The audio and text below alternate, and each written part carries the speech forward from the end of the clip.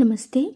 आज हम unit 1 the best Christmas present in the world के वर्किंग विथ लैंग्वेज के क्वेश्चन आंसर करेंगे।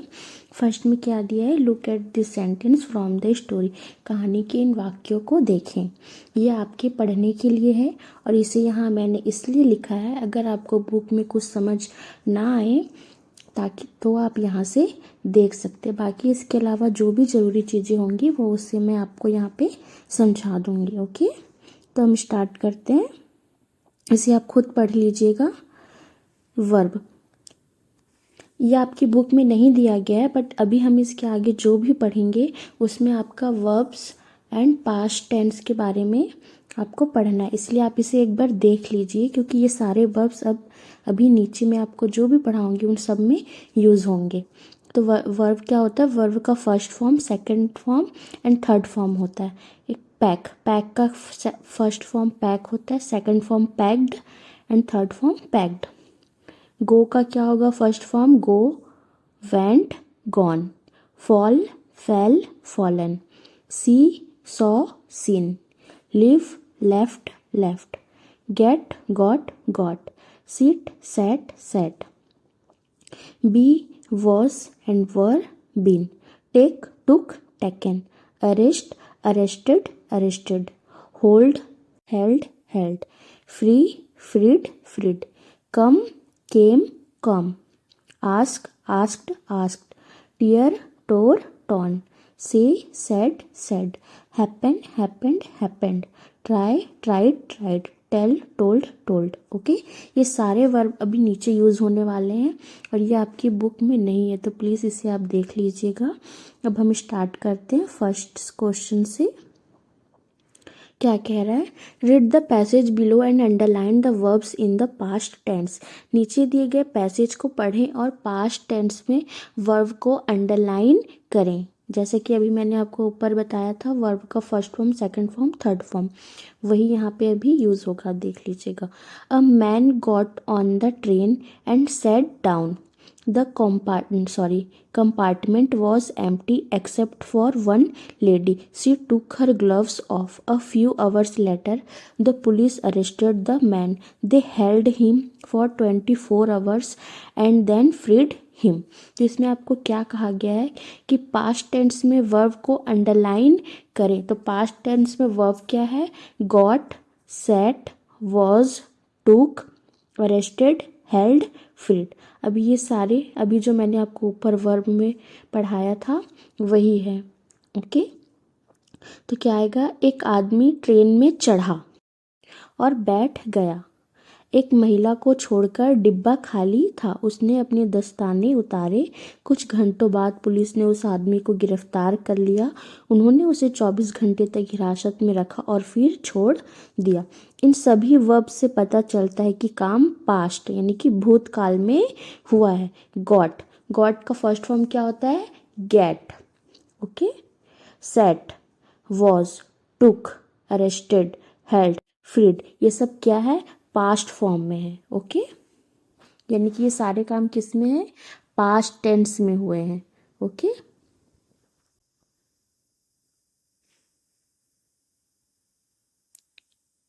Now look at this sentences. अब इन वाक्यों को देखिए, ये भी आपके पढ़ने के लिए हैं। इसे यहाँ मैंने इसलिए लिख दिया है, अगर आपको बुक में समझ ना आए तो आप यहाँ से देख सकते हैं, पर जो इम्पोर्टेंट है उसे मैं आपको बता देती हूँ। ओके, वो है ये, discuss with your partner the difference in meanings in the sentences below. यानी नीचे दिए गए वाक्यों में अर्थ के अंतर के बारे में अपने पार्टनर से चर्चा करें। When I reached the station the train left. यानी कि जब मैं स्टेशन पहुंचा तो ट्रेन चली गई। मतलब मैं पहले स्टेशन पहुंचा, उसके बाद ट्रेन गई। Okay, second, when I reached the station the train had left. यानी कि जब मैं स्टेशन पहुंचा तो ट्रेन जा चुकी थी। इसका मतलब है सेकंड वाली लाइन के हिसाब से, जब वो स्टेशन पहुंचा उससे पहले ही ट्रेन जा चुकी थी। तो इसमें आपको ये क्या बता रहा है, इसका सिंपल सा रूल है, पास्ट सिंपल, यानी कि बाद में हुआ काम। तो पहले वाले लाइन के हिसाब से जब मैं स्टेशन पहुंचा तो ट्रेन चली गई। मतलब वो पहुंचा और उसके बाद ट्रेन गई। ओके। और सेकंड वाले में जब मैं स्टेशन पहुंचा तो ट्रेन जा चुकी थी, मतलब कि वो काम पहले हो चुका था। वो पहुंचा बाद में लेकिन ट्रेन पहले ही जा चुकी थी। तो इसमें क्या होगा, जब वो पहले जा चुका था तो इसमें क्या लगेगा, हैड प्लस वर्ब का थर्ड फॉर्म। ओके। जैसे कि लेफ्ट, मैंने ऊपर आपको अभी वर्ब पढ़ाया था। लेफ्ट का फर्स्ट फॉर्म क्या होता है, लिव। सेकंड और थर्ड फॉर्म होता है लेफ्ट। तो हैड के वर्ब के, हैड प्लस वर्ब का थर्ड फॉर्म तो क्या होगा, had left. When I reached the station, the train had left. तो जब मैं स्टेशन पहुंचा तो ट्रेन जा चुकी थी, मतलब वो काम पहले हो चुका था कि ट्रेन पहले जा चुकी थी। ओके। अब देखते हैं नेक्स्ट।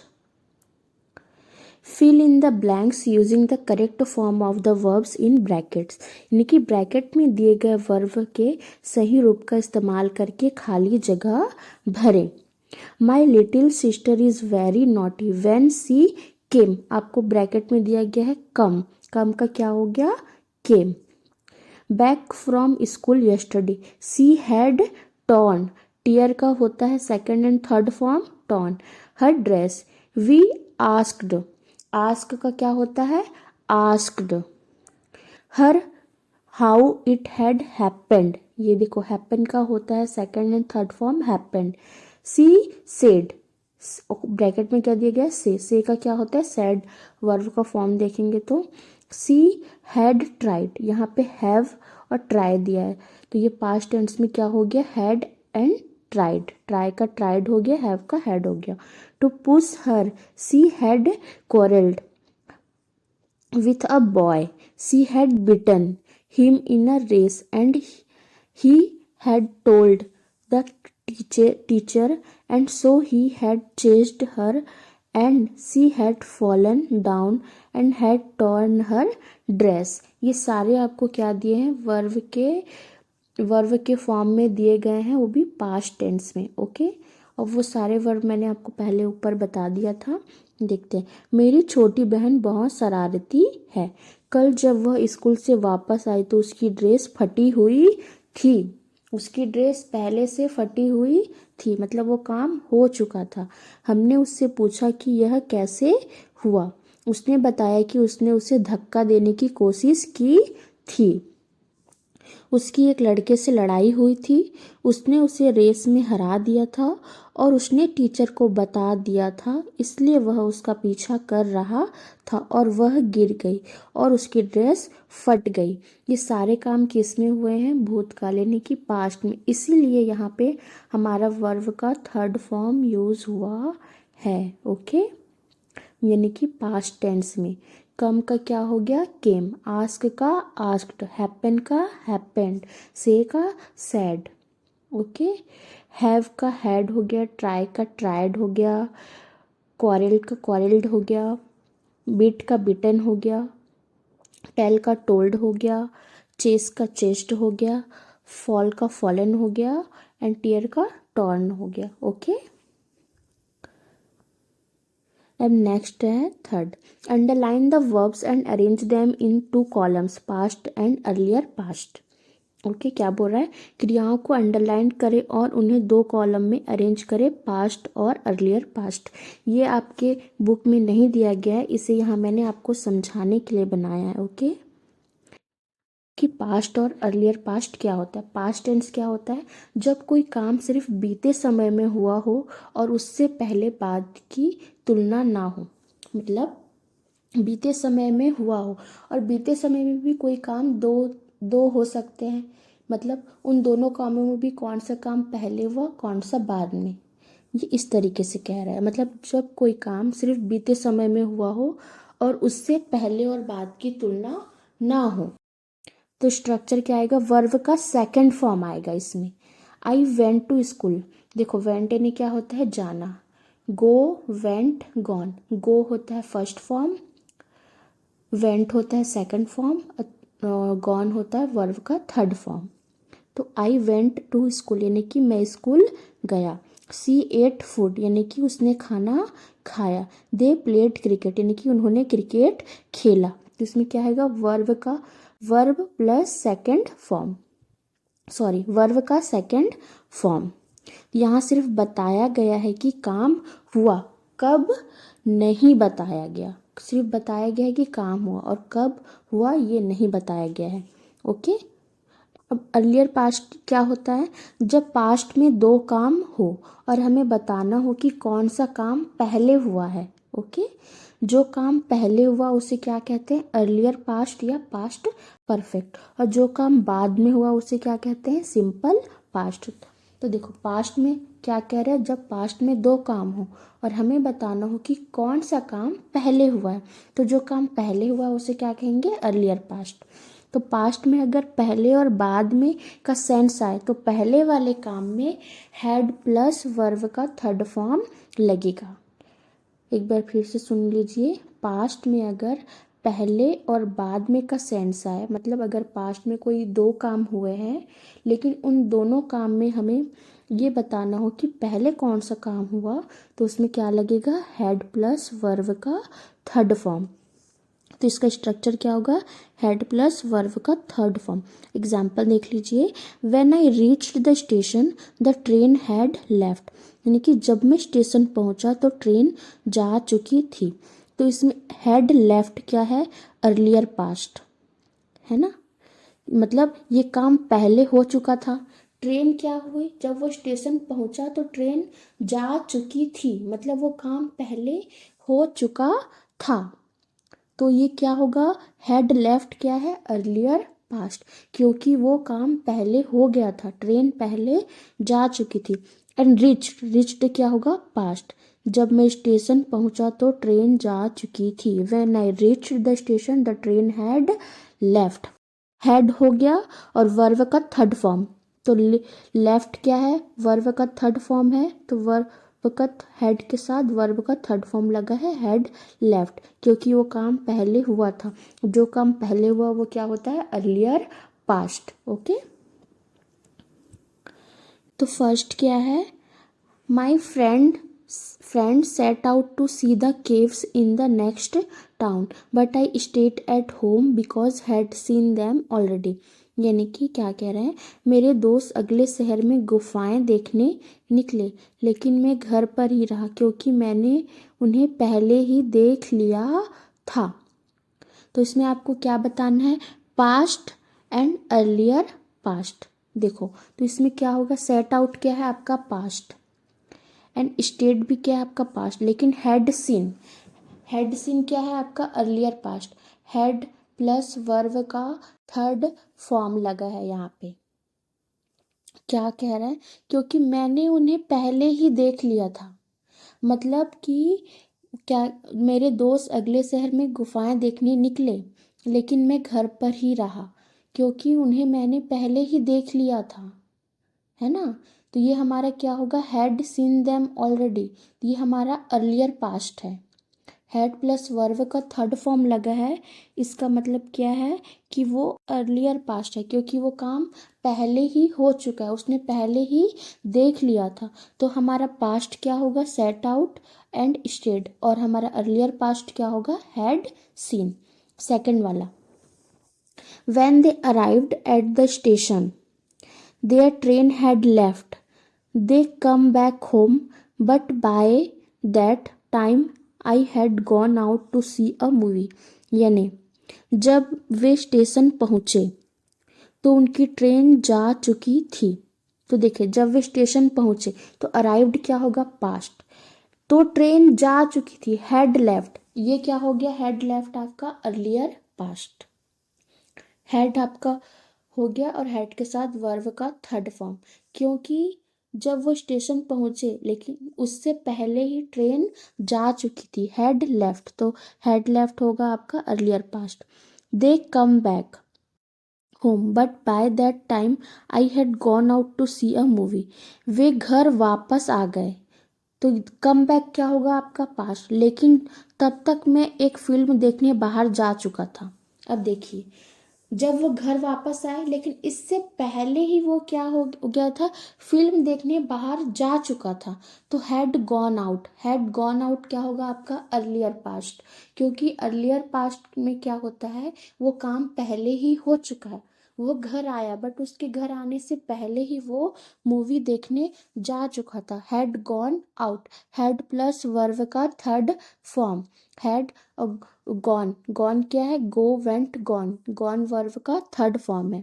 तो इसमें हैड गॉन आउट क्या होगा आपका, अर्लियर पास्ट। तो सेकंड वाले में अराइव्ड क्या है आपका, पास्ट है, और हैड लेफ्ट अर्लियर पास्ट है। कम बैक पास्ट है, और had gone out earlier past. See, so they sat outside and ate the lunch I had packed for them, इसलिए वे बाहर बैठ गए। तो सेट क्या होगा आपका, पास्ट, बाहर बैठ गए। एंड एट द लंच, और वह लंच खाया, ये भी आपका क्या होगा, पास्ट, जो मैंने उनके लिए पैक किया था। देखो, अब जो मैंने उनके लिए पैक किया था, मतलब उसने पैक पहले से ही कर लिया था, उसके बाद उन्होंने लंच खाया। तो जो लंच उन्होंने पहले पैक कर लिया था, यानी कि हैड पैक्ड, तो हैड पैक्ड आपका क्या होगा, अर्लियर पास्ट, क्योंकि ये काम पहले ही हो चुका था, इसके बाद उन्होंने लंच खाया। तो सेट और एट आपका क्या होगा, पास्ट, और हैड पैक्ड आपका क्या होगा, earlier past. Last D, by the time I return they had fallen asleep, जब तक मैं लौटा, तो रिटर्न क्या होगा आपका, पास्ट, वे सो चुके थे, वे सो चुके थे, हैड फॉलन मतलब उसके आने से पहले ही वो क्या हो गए थे, सो चुके थे, पहले ही वो सो चुके थे, इसके लिए वो क्या होगा, अर्लियर पास्ट, मतलब कि उसके आने से पहले वो सो गए थे। हैड फॉलन मतलब वो काम हो चुका था। तो हैड के साथ वर्ब का थर्ड फॉर्म लगा है, हैड, फेल का फॉल, फेल, फॉलन, तो ये क्या होगा, हैड प्लस वर्ब का थर्ड फॉर्म, ये हमारा अर्लियर पास्ट, और रिटर्न हमारा क्या है, पास्ट। तो आपको यहाँ पे टेबल दिया गया था कि इन सारे सेंटेंस में आपको पास्ट और अर्लियर पास्ट चुनना है। तो पास्ट हमारा जो काम बीते समय में हो गया है, और अर्लियर पास्ट क्या होता है, जो काम मतलब कि पहले, पास्ट में जो काम पहले हुआ हो। अगर पास्ट में कोई काम, कोई दो काम हुए हैं, तो उन दो कामों में जो काम पहले हुआ है उसे हम क्या कहते हैं, अर्लियर पास्ट। जैसे कि लास्ट वाले एग्जाम्पल देख लीजिए, जब तक मैं लौटा वे सो चुके थे, मतलब मैं लौटा, तो ये हमारा रिटर्न क्या हुआ, पास्ट, लेकिन उसके लौटने से पहले ही वो सो चुके थे, मतलब वो काम हो चुका था, तो ये हैड फॉलन क्या हो गया, अर्लियर पास्ट। ओके, अब देखते हैं डिक्शनरी वर्क, इसे भी आप खुद से पढ़ लीजिएगा, ये आपके पढ़ने के लिए है। हम यहाँ से देखते हैं, find this phrasal verbs in the story, यानी कि कहानी में इन फ्रेजल वर्ब को ढूंढे। क्या कह रहा है आपको बॉक्स में दिया गया है, burn out, light up, look on, run out, keep out. Write down the sentences in which they occur. Consult a dictionary and write down the meaning that you think matches the meaning of the phrasal verb in the sentences. यानी कि उन वाक्यों को लिखिए जिनमें ये आते हैं, मतलब आपको सेंटेंस भी लिखना है, जो मतलब जिन सेंटेंस में ये आते हैं, burn out, light up, look on, run out, keep out.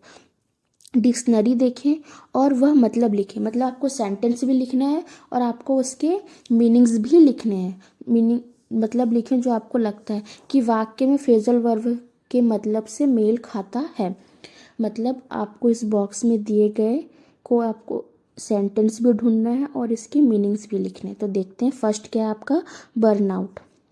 The candles had burn out, यानी कि मोमबत्तियाँ बुझ गई। इसका मीनिंग क्या होगा इंग्लिश में, to stop burning because nothing is left, और हिंदी में मीनिंग क्या होगा, जलते जलते बुझ जाना या खत्म हो जाना। दूसरा क्या है आपका, light up, the whole place light up with candles, यानी कि पूरी जगह मोमबत्तियों से रोशन हो गई। इसका इंग्लिश मीनिंग क्या होगा, टू बिकम ब्राइट और फुल ऑफ लाइट, और हिंदी मीनिंग क्या होगा, रोशनी से भर जाना, चमक उठना।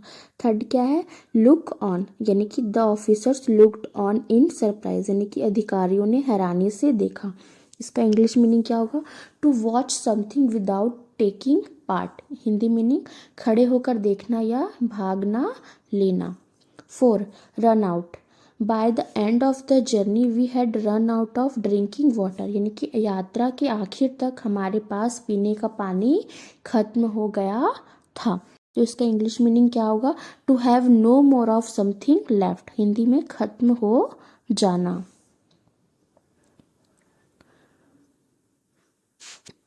Keep out, the soldiers were told to keep out of the open ground, यानी कि सैनिकों को खुली जगह से दूर रहने के लिए कहा गया था। तो इसका मीनिंग क्या होगा इंग्लिश में? To stay away not enter, और हिंदी में दूर रहना अंदर ना जाना। अब क्या है आप देखिए थर्ड में नाउन फ्रेज। ओके, तो थर्ड क्या है हमारा? Noun phrase. इसे आप देख लीजिएगा, इसे आपके पढ़ने के लिए जहाँ से इम्पोर्टेंट है मैं आपको बता देती हूँ। We rarely use more than 4 adjectives before a noun, and there is no rigid order in which they are used, though there is a preferred order of modifiers adjectives in a noun phrase as given below, यानी कि हम noun से पहले 4 से ज़्यादा adjective का इस्तेमाल बहुत कम करते हैं और उनके इस्तेमाल का कोई पक्का क्रम नहीं होता। हालांकि नाउन फ्रेज में मॉडिफायर एडजेक्टिव का एक पसंदीदा क्रम है, जैसा कि नीचे दिया गया है। तो नाउन फ्रेज में क्या बोल रहा है आपको? मॉडिफायर एडजेक्टिव का एक पसंदीदा क्रम होता है, मतलब एडजेक्टिव्स होते हैं, कभी नाउन के पहले 3 या 4 या उससे ज़्यादा एडजेक्टिव्स होते हैं, लेकिन हमें कैसे पता चलेगा कि हमें मतलब उनका क्रम क्या है?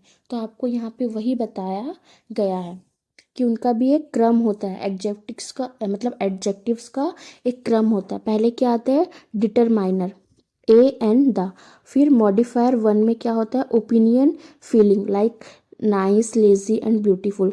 मॉडिफायर 2 में क्या होता है?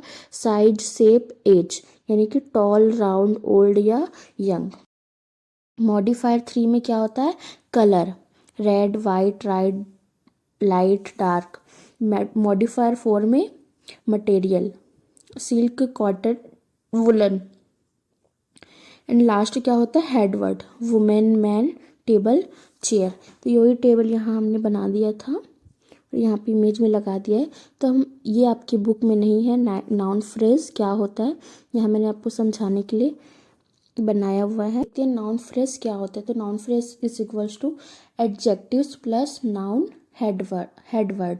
तो एडजेक्टिव्स क्या होता है? एडजेक्टिव्स मीन्स होता है विशेषण जो किसी चीज़ की विशेषता बताती है, और नाउन यानी क्या होता है? किसी व्यक्ति, वस्तु या स्थान या भाव के नाम को क्या कहते हैं? नाउन, या हिंदी में संज्ञा कहते हैं। वो उसमें किसी भी व्यक्ति का नाम, वस्तु का नाम या जगह का नाम हो सकता है। और एडजेक्टिव्स जो किसी चीज़ की मतलब विशेषता बताती है। अगर मैं कहूँ यह पेन, मतलब एक पेन है वो जो है किस पीली कलर की है, तो उसकी विशेषता क्या है? कि वो पीली है। यह जो चेयर है वो चेयर काफ़ी ऊंची है, तो उसकी विशेषता क्या है? कि वो चेयर है बट वो कैसी है? ऊंची है। अब मैं कहूँ कि हाथी काफ़ी बड़ा होता है, तो उसकी विशेषता क्या है? कि वो बड़ा है। ओके, जैसे कि एक एग्जांपल है, I took out a small black tin box, यानी कि मैंने एक छोटा काला टीन का डिब्बा निकाला। तो यहाँ पे हेड नाउन क्या होगा आपका?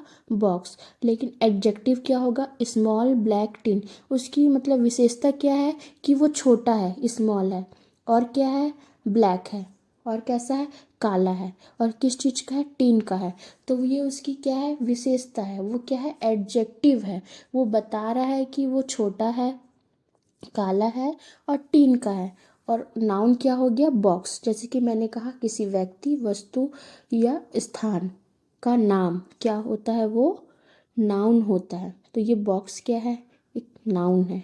ओके, आमतौर पर एडजेक्टिव्स इस ऑर्डर में आते हैं। देखिए ये एडजेक्टिव्स के ऑर्डर हैं, मतलब क्रम। पहले होता है साइज यानी कि स्मॉल या बिग। सेकंड में एज, ओल्ड या न्यू। थर्ड में शेप, राउंड, स्क्वायर। फोर्थ में कलर, ब्लैक और रेड। फिफ्थ में ओरिजिन, इंडियन या इंग्लिश। सिक्स में मटेरियल, वुड, टिन, गोल्ड। 7 में पर्पस, स्लीपिंग और school. Okay, example small black tin box यानी कि छोटा काला टीन का डिब्बा। तो हमारा देखो अब ये एडजेक्टिव्स इस ऑर्डर में आते हैं, उसी ऑर्डर में ये एक एग्जाम्पल है। साइज, तो पहले स्मॉल क्या हो गया हमारा साइज, ब्लैक क्या हो गया कलर, टीन क्या हो गया मटेरियल और बॉक्स क्या हो गया नाउन। ओके, तो एडजेक्टिव्स के आपको यहाँ पे सिर्फ यही बताना चाहता है कि अगर नाउन के पहले 3 या 4 या उससे ज़्यादा एडजेक्टिव्स आते हैं तो उनका भी एक क्या होता है, क्रम होता है। ओके, मतलब वो भी एक ऑर्डर में होते हैं कि पहले साइज आएगा, फिर एज आएगा, फिर शेप, फिर कलर, फिर ऑरिजिन, फिर मटेरियल, फिर पर्पस। ओके, जैसे कि आप एग्जांपल में देख सकते हैं स्मॉल ब्लैक टीन बॉक्स, पहले साइज, फिर कलर, फिर मटेरियल, फिर नाउन। ओके, नेक्स्ट अब टेबल के हिसाब से क्लियर एग्जाम्पल बताते हैं। First, a beautiful tall red silk dress यानी कि एक खूबसूरत लंबी लाल रेशमी पोशाक। तो पहले आपने देखा था, पहले मतलब वहाँ पे आपको एक इमेज भी लगा दिया था, टेबल भी दिखाया था। डिटरमाइनर उसमें डिटरमाइनर में क्या होता है ए एन द, तो पहले आ गया अ। मॉडिफायर 1 में क्या होता है ओपिनियन, लेजी, नाइस या ब्यूटीफुल, तो यहाँ पे क्या आएगा ब्यूटीफुल। मॉडिफायर 2 में क्या होता है साइज, शेप एंड एज, तो क्या आएगा टॉल। मॉडिफायर 3 में क्या होता है कलर यानी कि रेड। मॉडिफायर 4 में मटेरियल सिल्क और हेड वर्ड क्या हो गया आपका ड्रेस, तो a beautiful tall red silk dress. Okay, एक खूबसूरत लंबी लाल रेशमी पोशाक, जैसे कि एक बिल्कुल एडजेक्टिव्स के सही ऑर्डर में दिया गया। एक और example, the nice young fair women यानी कि सुंदर जवान गोरी औरत। तो डिटरमाइनर क्या है the, opinion nice, age young, colour fair, headword women. Okay, ये आपकी बुक में नहीं दिया गया है, इसे मैंने समझाने के लिए बनाया है। ओके, एंड नेक्स्ट क्या है, the table below contains a list of nouns and some adjectives, use as many adjectives as you can to describe each noun, you might come up with some funny description। यानी नीचे दी गई table में कुछ संज्ञाएं और कुछ विशेषण दिए गए हैं, हर संज्ञा को बताने के लिए ज़्यादा से ज़्यादा विशेषण का इस्तेमाल करें। यहाँ पे नाउन दिया गया है और यहाँ पे आपको एडजेक्टिव्स दिए गए हैं और आपको बोल रहा है कि ज़्यादा से ज़्यादा विशेषण यानी कि एडजेक्टिव्स लगाकर आप क्या करें, मतलब उसका मतलब वाक्य बनाएं कह रहा है। मतलब नाउन से पहले 2-4 एडजेक्टिव्स लगाकर वाक्य जैसा वाक्यांश बनाना है। ओके, तो आपको नाउन क्या दे दिया गया है elephant, face, building and water, और यहाँ पे आपको एडजेक्टिव्स दिए गए हैं और आपको नाउन के साथ सही एडजेक्टिव्स यहाँ पे बनाना, मतलब इसके सामने लिखना है। ओके, तो हमारा जो और किस मतलब इस फॉर्म में लिख सकते हैं opinion, size, shape, colour and noun. तो एलिफेंट हमारा कैसा हो सकता है enormous, striped, multi colour, wild elephant. और फेस क्या होगा हमारा a round, cheerful, chubby face. Building कैसी होगी a large circular red building. और वाटर कैसा होगा कोल्ड ब्लू वाटर। ओके, आपको इसके सामने क्या होते हैं 2-4 विशेषण लगाकर वाक्य जैसा वाक्यांश बनाना था।